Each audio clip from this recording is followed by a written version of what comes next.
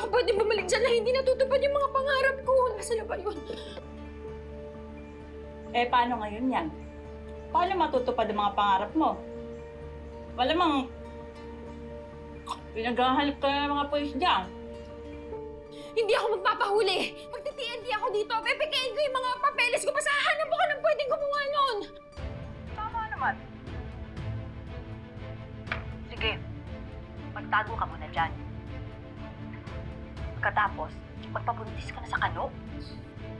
Bali na mabantot. Basta maanda.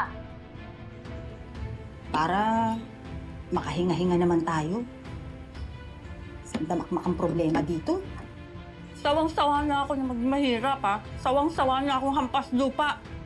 Basta, ha? Siguraduhin mo na kapag uuwi ka,